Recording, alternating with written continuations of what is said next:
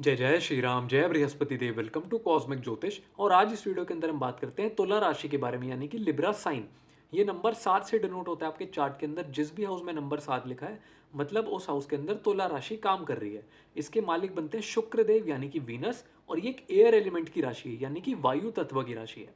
तो अब आओ इसको समझते हैं डिटेल के अंदर कि तुला राशि के लोग कैसे होते हैं। तो सबसे पहले आप तुला राशि का सिंबल देखोगे ना, उसके अंदर एक तराजू बना होता है और उसमें दोनों साइड्स इक्वल होती हैं। इसका क्या मतलब है? ये सिंबल हमें दर्शाना चाह रहा है कि इस राशि के अंदर आके सब कुछ समान हो जाता है, सब इक्वल हो जाता है। इस राशि के अंदर, तुला राशि के अंदर आके शनि देव उच्च के होते हैं, अपना उच्च का फल देते हैं। यानी कि इस राशि के अंदर आप शनि आप देखोगे न्याय के देवता हैं। तो वो तुला राशि के अंदर आके उच्च के क्यों होते हैं? क्योंकि यहाँ पे बैलेंस है, यहाँ पे इक्वालिटी है, यहाँ पे कोई भेदभाव नहीं है। यहाँ पे सूर्य देव आके नीच के होते हैं, क्योंकि सूर्य क्या है? राजा। वहां पे अब सूर्य क्या है? ऊंच नीच को पसंद करता है कि अब राजा अगर राजा है तो मतलब वो प्रजा से ऊपर है। तो यहाँ पे इक्वालिटी है, तो यहाँ पे राजा का कोई काम नहीं है, राजा यहाँ पे नीच का हो गया, यानी कि सब कुछ बराबर है। यहाँ पे प्रजा, राजा, नौकर सब एक समान हो जाते हैं। ये दर्शाता है तुला राशि। यहाँ पे बैलेंस है, यहाँ पे इक्वालिटी है।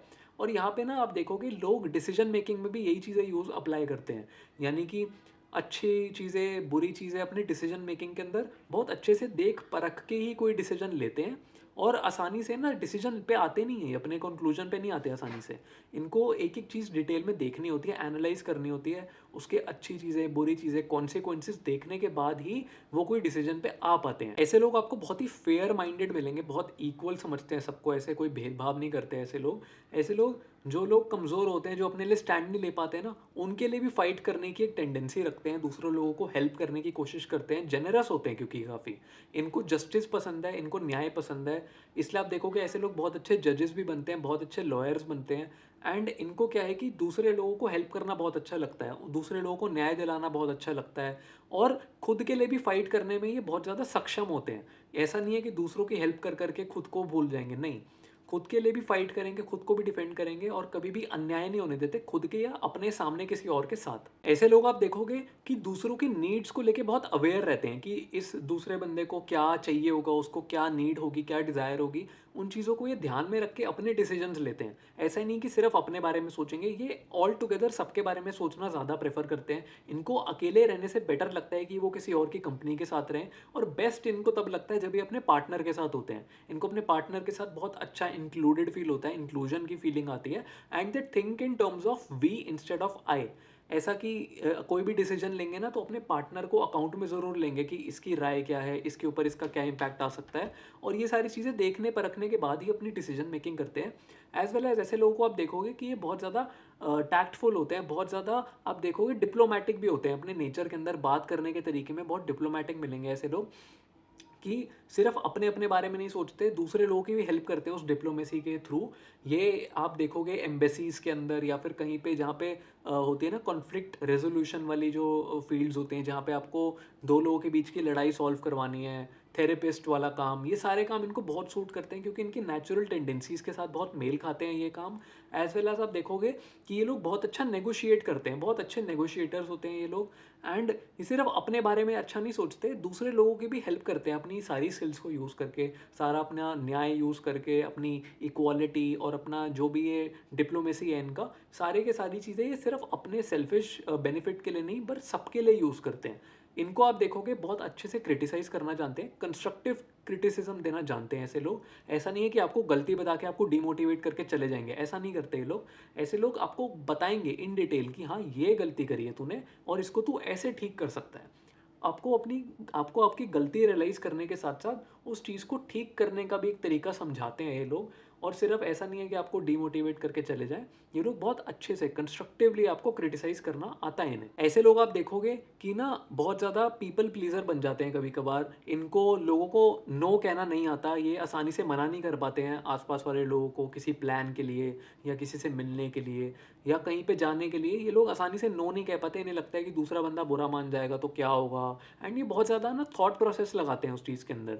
एंड ये मैंने कहा ना कि ये डिसीजन मेकिंग भी इस तरीके से करते हैं कि ये अपने आसपास वाले लोगों को सबका एक ध्यान रखेंगे कि हाँ मेरे डिसीजन से किसी और को कुछ नेगेटिव इफेक्ट तो नहीं आ रहा है। ऐसी चीज़ों को ये ध्यान में रखते हैं अपना कोई भी डिसीजन लेते टाइम। इसलिए आप देखोगे कि ये लोग कभी कभार लोग इनका फ़ायदा भी उठाने की कोशिश करते हैं और फ़ायदा उठा भी लेते हैं। ये कई बार आप देखोगे टॉक्सिक फ्रेंडशिप्स, टॉक्सिक रिलेशनशिप्स के अंदर आसानी से फंस जाते हैं, क्योंकि इन्हें मना करना नहीं आता किसी चीज़ के लिए। ये आसानी से मना नहीं कर पाते हैं, लोग इनका फ़ायदा उठाते रहते हैं एंड व्हेन दे रियलाइज़ कि उनका बहुत ज़्यादा मिसयूज़ हो रहा है and people are just using them for their own selfish purpose, तब तक बहुत लेट हो चुका होता है। तब तक ये बहुत ज़्यादा सफ़र कर चुके होते हैं उस टॉक्सिक बिहेवियर से, टॉक्सिक रिलेशनशिप से, and they are often afraid of committing again to same kind of people, जो कि इनको थोड़ा फ़ायदा उठाने की टेंडेंसी रखते हैं। ऐसे लोग आप देखोगे they have very ambitious minds as well as very active minds as well. इनका दिमाग बहुत अच्छा चलता है, हेल्दी पॉजिटिव वे में चलता है। They know the direction to work,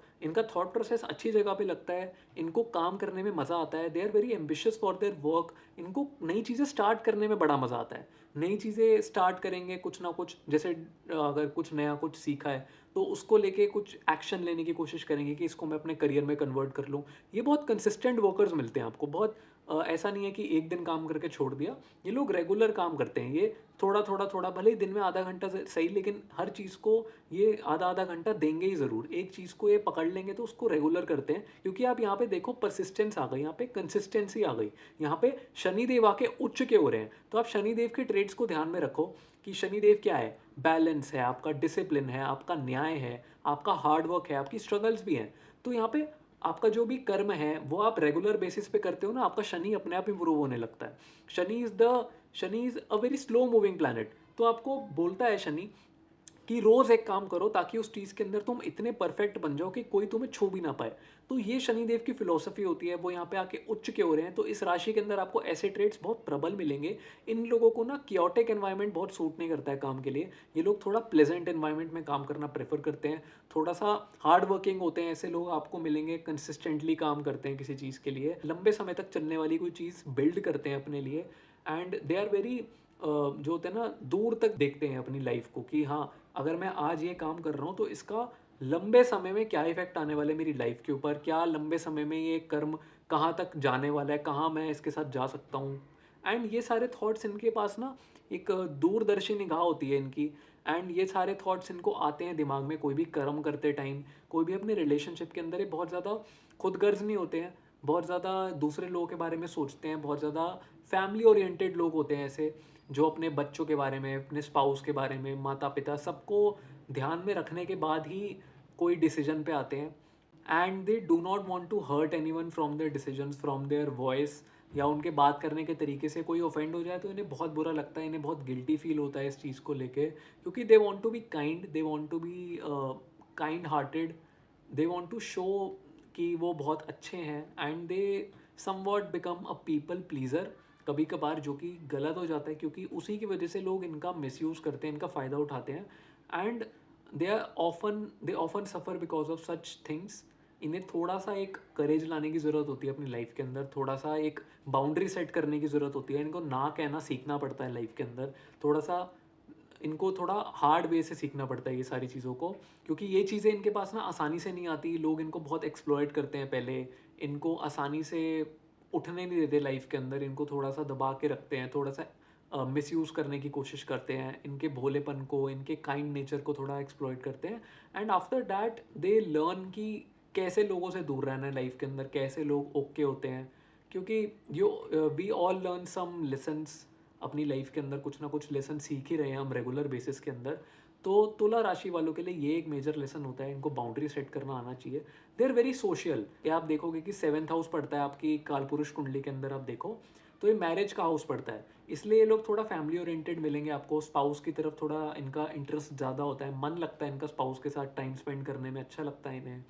and they love a balance in life, they are very social as well, क्योंकि 7th हाउस आपकी सोशल अपीयरेंस का भी होता है, एंड लोग आपको कैसे देख रहे हैं उस चीज़ का भी होता है।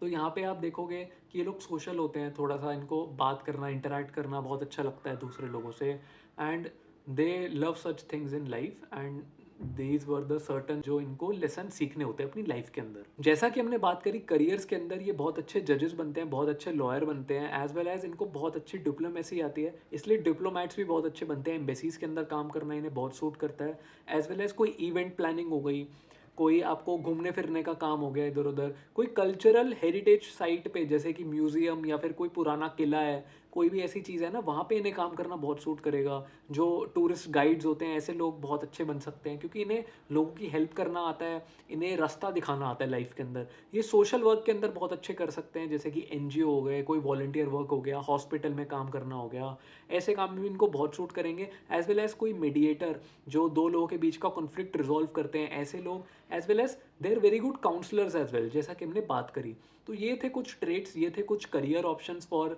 तुला राशि के लोग, यानी लिब्रा साइन वाले लोग। यहाँ पे हम बात कर रहे हैं मून साइन की, ये चीज़ आप ध्यान में रखना। तो आई होप आपको ये वीडियो इंसाइटफुल लगी हो। अगली वीडियो के अंदर हम बात करेंगे स्कॉर्पियो साइन के बारे में, जो कि मेरा फेवरेट है। सो आज की वीडियो के लिए बस इतना ही। हम मिलते हैं अब नेक्स्ट वीडियो के अंदर। जय श्री राम।